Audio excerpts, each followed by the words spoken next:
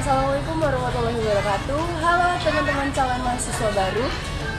Di sini aku Julisa Dalanggraini, mahasiswi Universitas Lampung tahun 2021. Nah teman-teman, di sini aku mau berbagi informasi dan sedikit pengetahuan tentang skema masuk perguruan tinggi negeri yang berubah di tahun 2023.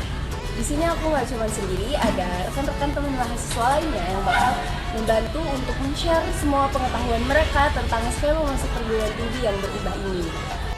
Penasaran apa aja ilmu yang bakal diberi dari teman-teman rekan mahasiswa lainnya? Simak terus videonya, jangan di-skip. Halo calon mahasiswa Indonesia, tahu nggak nih bahwa skema masuk perguruan tinggi negeri tahun 2023 terjadi perubahan nih? Yuk simak infonya lebih lanjut. Baru-baru ini Bapak Menteri Pendidikan dan Kebudayaan Riset dan Teknologi yaitu Bapak Nadiem Makarim meluncurkan peraturan terbaru nih tentang jalur seleksi masuk ke perguruan tinggi negeri yaitu Permendikbudristek nomor 48. Nah, jadi dalam Permendikbudristek nomor 48 tahun 2022 ini yaitu mengenai jalur seleksi masuk ke perguruan tinggi negeri, ada 3 jalur masuk yang digunakan untuk seleksi masuk ke perguruan tinggi negeri. Nah, yang pertama yaitu ada seleksi nasional berdasarkan prestasi atau SNBP. Nah, jadi bagi teman-teman yang ingin mendaftar ke perguruan tinggi negeri menggunakan jalur rapot dan prestasi bisa melalui jalur SNBP ini nih.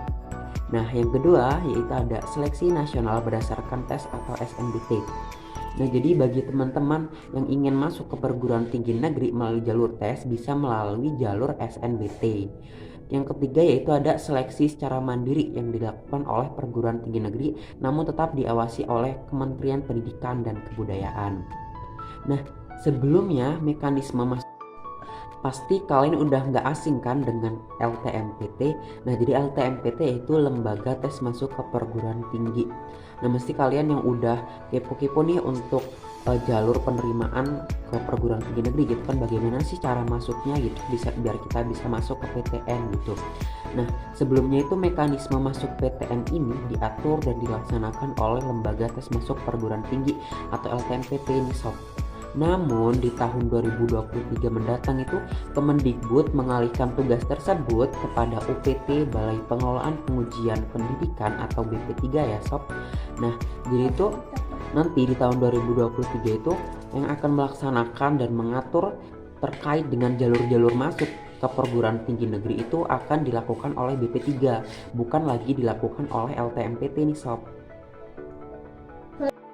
Pastinya terjadinya perubahan-perubahan jalur masuk ke perguruan tinggi negeri tersebut itu mesti banyak tujuan-tujuan yang ingin dicapai nih oleh pemerintah. Yang pertama yaitu ada meningkatkan kualitas pembelajaran.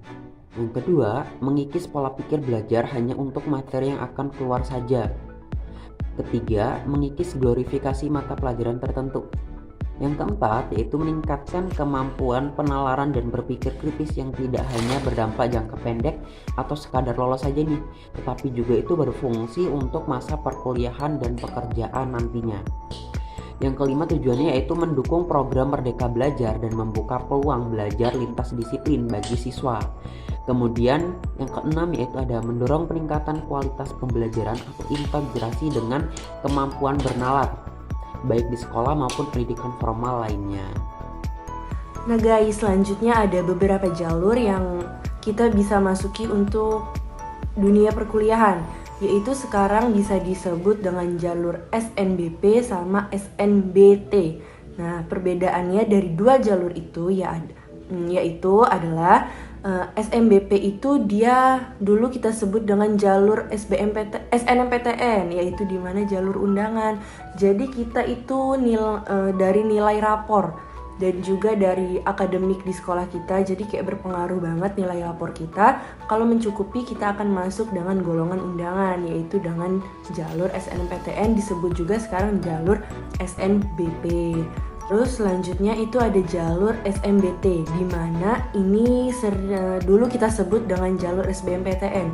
Itu jalur tes ya, seandainya kalau kita nggak keterima SNMPTN kita bisa mencoba SBMPTN.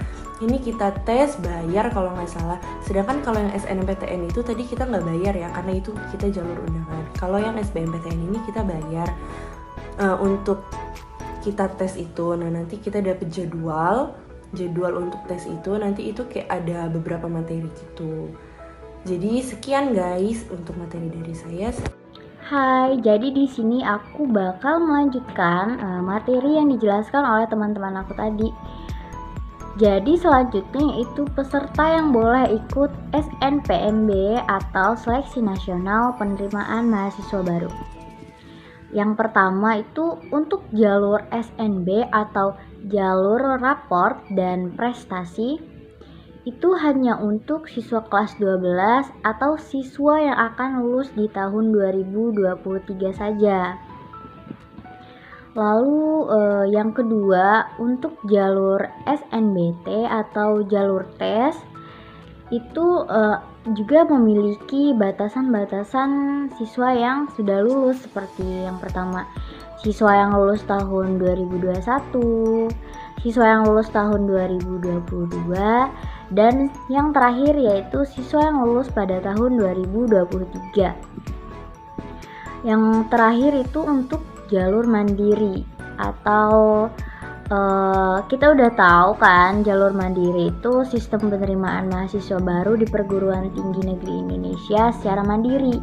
Seleksinya juga mandiri, dilakukan setelah pengumuman hasil jalur SBMPTN. Jadi segitu aja materi yang dapat saya sampaikan. Terima kasih.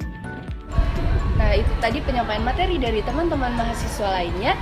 Semoga bermanfaat dan semangat masuk ke perguruan tinggi negeri yang kalian impikan. See you!